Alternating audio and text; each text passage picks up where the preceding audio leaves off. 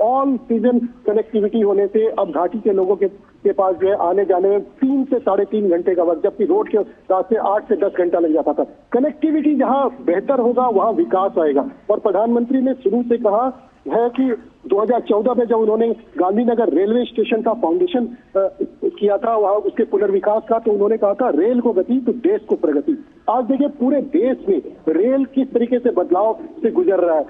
बहुत छोटे छोटे शहरों में हम देखते हैं, बड़े शहरों में भी देखते हैं, आप देखते होंगे कि जब वंदे भारत ट्रेन अभी भी गुजर रही है, जबकि 150 वंदे भारत ट्रेन चल चुकी है, तब भी लोग जो है वो खड़े होकर के उसका वीडियो बना रहे थे, रील बना रहे थे। तो ये रेल ने एक पहचान बनाई है, देश ने एक नई पहचान बनाई है आंचल, जो ये पिछले 1 दशक के अंदर हुआ है।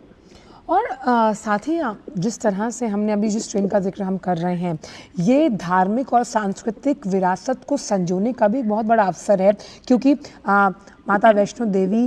पर हर साल हम देखते हैं वहाँ पर लोग अपनी आस्थिक भावनाओं के साथ आध्यात्मिक तौर पर जुड़े हैं, और उस लिहाज से तीर्थयात्रियों के लिए भी एक नई सौगात है ये ट्रेन।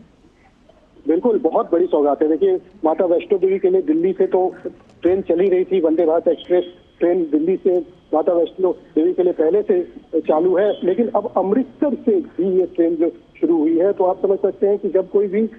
एक आम यात्री को, एक छोटे परिवार को ही लीजिए कि वीकेंड पे ही या जब छुट्टी उसे मिलता है, तो वो सोचता है कि वो जाकर के किसी धार्मिक स्थल पे जाकर के पूजा कराए, दर्शन कराए। ऐसे में अब उसे जो फायदा होगा 2 जगह का हो सकता है, अमृतसर का भी और माता वैष्णो देवी का भी। गोल्डन टेम्पल में भी वो मत्था टेक सकते हैं और माता वैष्णो देवी में भी जाकर के वो पूजा कर सकते हैं। तो ये एक तरीके की जो सोच रही है धार्मिक पर्यटन को भी बढ़ावा देने का, ये मोदी सरकार का, ये जो है ये काफी ज्यादा देखने को मिला। कई सारे शहर हैं, अगर वंदे भारत की कनेक्टिविटी को आप देखें, चाहे साउथ में देख लें या फिर नॉर्थ इंडिया में, वेस्ट इंडिया में, ईस्ट इंडिया में, तो यहाँ पे धार्मिक स्थलों को कनेक्ट करने में वंदे भारत की एक अहम भूमिका रही है। और एक चीज और बहुत जल्द जो आज रेल मंत्री अश्विनी वैष्णव ने बताया कि बहुत ही जल्दी सितंबर तक में आपको वंदे भारत का स्लीपर वर्जन भी ट्रेनों पर दौड़ता नजर आएगा। यानी कि बेंगलोर के BEML में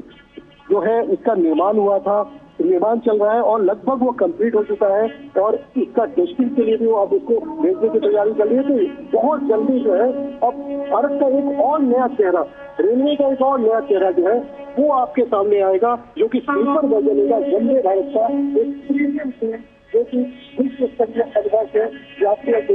आनंद दिलाएगा। और इसीलिए जब भी हम रेलवे स्टेशंस के गुणवत्तापूर्ण सुगम अनुभव की बात करते हैं, ट्रेनों के सुखद अनुभव की बात करते हैं, कनेक्टिविटी को बढ़ाने का जिक्र करते हैं, ऐसे में वंदे भारत ट्रेन जो लगातार अपना विस्तारीकरण कर रही हैं हर चरण के साथ, जिसमें तकनीक से वो लैस है, अत्याधुनिक सुविधाओं की उपलब्धता आपको सुनिश्चित करवाई जाती है, ये अपने आप में आत्मनिर्भर भारत की एक सशक्त तस्वीर वैश्विक पटल पर भी पेश करती हुई। बिल्कुल अचल, ये निश्चित तौर पे कहा जा सकता है कि 15-20 में से 15 ऐसे ही देश हैं जहाँ पे इस तरह की ट्रेनें, सेमी हाई स्पीड ट्रेन चलती है, और भारत का इसको 180 किलोमीटर के अधिकतम रफ्तार पे से जो है परखा जा चुका है। 130 किलोमीटर की एवरेज स्पीड पे से चलाई जा रही है। ट्रैक जहाँ पे अच्छा है वहाँ पे से इसकी स्पीड और बढ़ाने की बात की जा रही है। आप समझिए कि आज इस वंदे भारत ट्रेन को कोई अगर डिमांड की बात करें तो एशिया के कई कंट्रीज हैं, जो यूरोप के कई कंट्रीज हैं, वहां पर ऐसे सेमी हाई स्पीड ट्रेन की जो है वो डिमांड चल रही है, उनका डिमांड है। लेकिन सरकार का लक्ष्य ये है कि मोदी सरकार का ये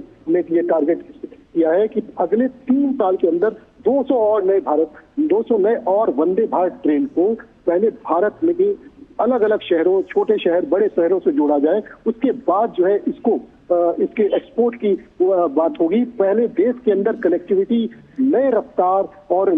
वर्ल्ड क्लास फैसिलिटी लोगों तक पहुंचाई जाए, जो कि पुराने पारंपरिक ट्रेनों की लीक से बिल्कुल अलग हो और बिल्कुल नया हो, सुविधाजनक हो, आरामदायक हो और लोगों को हर तरीके से सुरक्षित रखे।